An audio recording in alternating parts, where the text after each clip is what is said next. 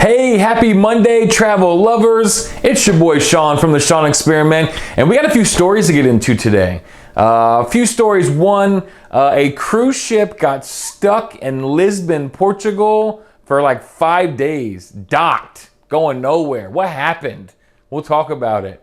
Also, a cruise line gets denied entry to its own private island. Isn't that like kind of the point of owning a private island? And finally, the world's best cruise line private island. Who did you, the travel lover, vote as the #1 cruise line private island in the world? I've been there, and it's awesome. Let's get into it.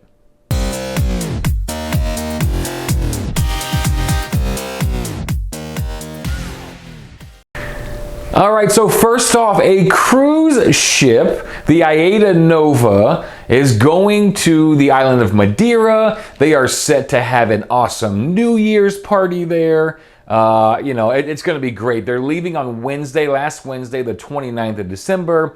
They're just going to have an awesome cruise. I mean, it's going to be really, really exciting. It's leaving out of Lisbon, Portugal. Super cool. And they don't leave the port. What's going on? Super confusing about that, right? So the cruise ship docks at Lisbon, Portugal. They are cleared. They're given the clearance. Now, there are some COVID cases on board, of course. There were 50 cases or 52 cases, and then over the next following days, another 12 cases. So it's like 68 cases. That is not as many as we've seen on some other boats. There was, 2,800 passengers on board, 1,200 crew. So it's a bigger ship, 4,000 total people on board, 68 cruise passengers. We've seen more than that. Why the stop? So they were given clearance apparently to leave and go to the island of Madeira and to continue on with their cruise, and they chose to stay. Now, Aida is a subsidiary of Carnival, because Carnival is the biggest cruise company in the world, and they own like everything, right? So what's the difference between the Carnival ships or the Royal Caribbean ships or the Norwegian ships or anybody else getting COVID and not going anywhere? So I'm not real sure what happened. Basically, what happened is they docked on December the 29th and said, we're not going anywhere. They stayed docked for 5 days.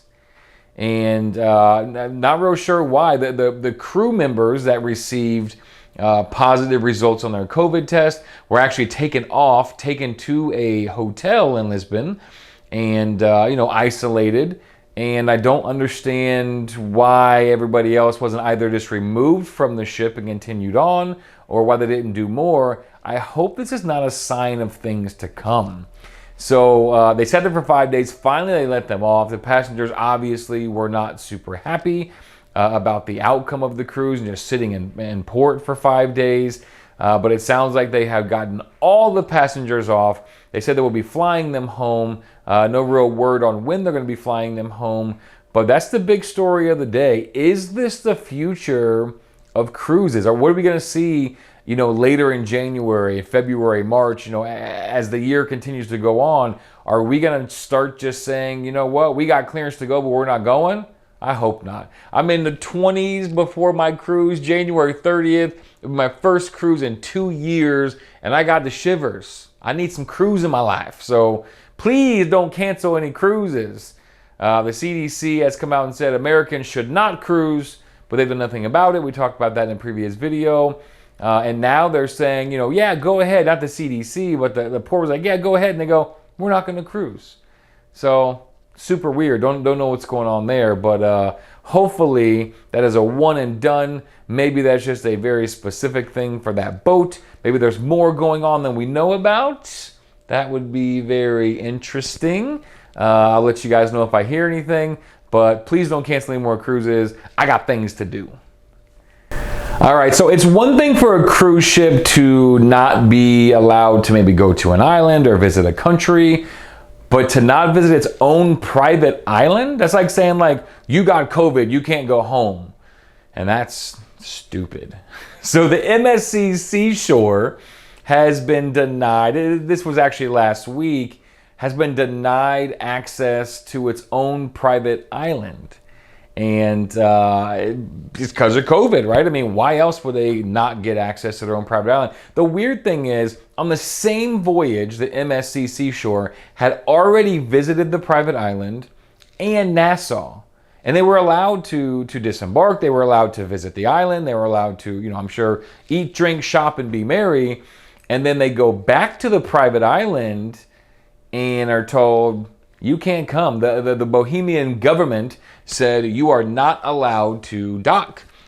Even though you've already been inside of our country twice, you're not allowed to dock. So again, the numbers, the cases on board were not like overwhelming. They weren't huge or crazy by any means, but they had COVID, right? And so we've seen very much so that, governments or ports, port officials or whoever's making the call pretty much has a free reign on whatever you want to do. If you feel like saying no that day, say no. If you feel like saying yes the very next day, say yes. I think people just really don't know what to do right now. Now, I do want to clear up a misconception. So many reports come out about cruises not allowed, cruises being stopped, in private islands, cruises being stopped in Portugal, cruises being stopped in Mexico, cruises being stopped in Aruba and Curacao, and so many news stories. But just a little insider info, there are tons of cruises out there, tons.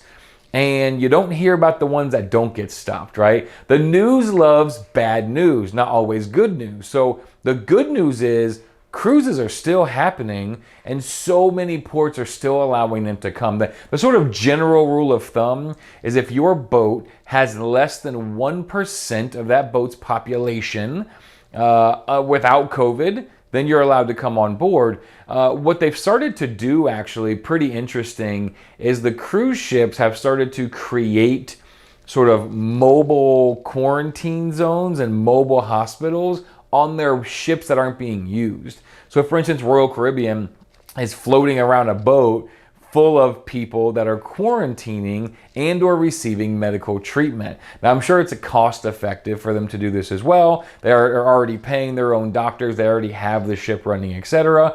But they're basically meeting up with these other ships, allowing infected crew members to get on the new ship. Therefore, when you say, how many people on board do you currently have with COVID?